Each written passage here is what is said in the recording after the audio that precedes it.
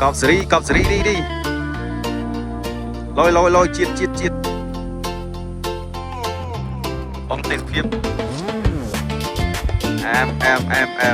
នេះជាសកម្មភាពខ្លះៗដែលពួកខ្ញុំបានធ្វើដំណើរទៅខាងបូកគោហើយក៏ជាពេលវេលាដែលពួកយើងបានណាត់គ្នាជាយូរណាស់មកហើយសម្រាប់ការដើរលេងនៅឆ្លងឆ្នាំនេះបងប្អូនហើយ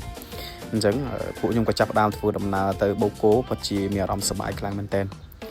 ព្រោះមិនងាយបានដើរទេហើយពួកខ្ញុំក៏បានចូលទិញបាយវេចខ្ចប់អីផ្សេងសម្រាប់ធ្វើដំណើរទៅដើម្បីពេលដែលយើងទៅឡើងទៅដល់លើហើយ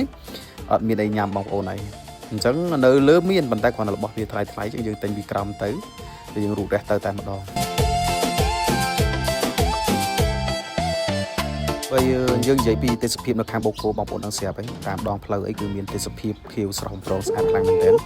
ហើយនេះគឺជាកន្លែងដែលខ្ញុំបានចាប់ផ្ដើមញ៉ាំបាយបងប្អូនហើយប៉ុន្តែនៅពីមុខហ្នឹងគឺមានពីរកំប៉ុងដែរសម្រាប់ខ្ញុំម្នាក់មួយកំប៉ុងប៉ុន្តែពួកខ្ញុំទាំងពីរអត់សូវបកកែញ៉ាំទេប៉ុន្តែយើងឈៀលមេតិចហ្នឹងគឺអែមខ្លាំងមែនតើមកវាក្តៅពោះអញ្ចឹងបងប្អូនមើលការដែលខ្ញុំបានកោះគឺមានអារម្មណ៍ថាវាហ្គាសឡើងខ្លាំងមែនតើហើយប៉ុន្តែឡើងដល់លើភ្នំយើងបាច់ផ្លាស់សេទេបងប្អូនហើយគឺវាជាស្រាប់តែម្ដងជុលមួយឈី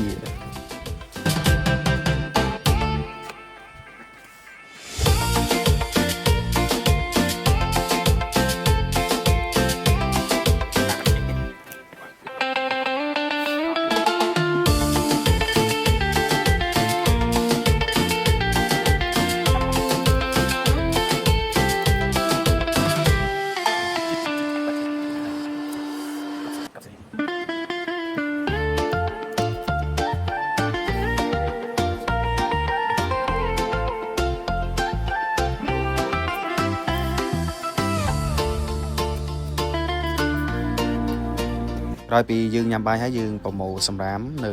កន្លែងដែលយើងញ៉ាំបាយហ្នឹងទៅលើភ្នំហ្នឹងបងប្អូនកុំឲ្យមានសម្រាមនៅខាងលើខូចបាក់ឋានអញ្ចឹងណា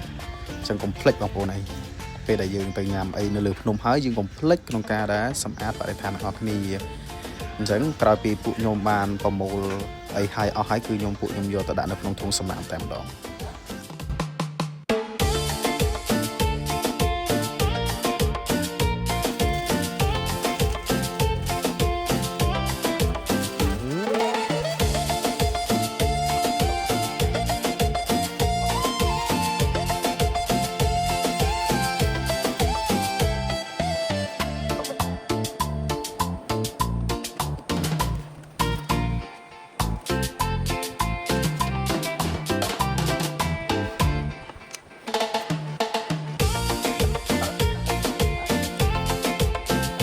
ក្រោយពីយើងប្រមូលសម្រាប់ប្រមូលអីចោលអស់ហើយគឺយើងចាប់ដើមមកលេងកន្លែងផ្សេងមួយទៀតកន្លែងហ្នឹងគឺកម្របានមកខ្លាំងមែនតើព្រោះខ្ញុំមកបូកគោរៀងច្រើនដងហើយប៉ុន្តែអត់បានទៅលេងកន្លែងហ្នឹងតោះតែសោះប៉ុន្តែបើយើងនិយាយពីទេសភាពវិញគឺស្អាតខ្លាំងមែនតើបងប្អូនកន្លែងហ្នឹងគឺជាកន្លែងមួយដែលអាក់កំបាំងដែលយើងកម្រមកមានបងប្អូនខ្លះគាត់ទៅដើរលេងបូកគោប៉ុន្តែគាត់អត់បានទៅដើរលេងកន្លែងហ្នឹងកន្លែងហ្នឹងគឺជាទេសភាពមួយដែលកម្រល្អឯកខ្លាំងមែនតើ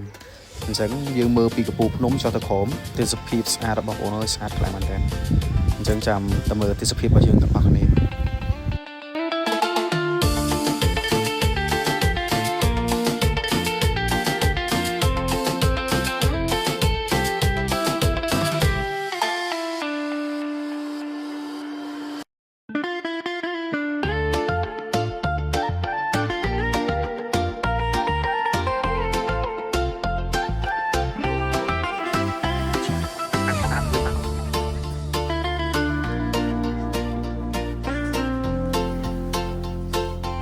wow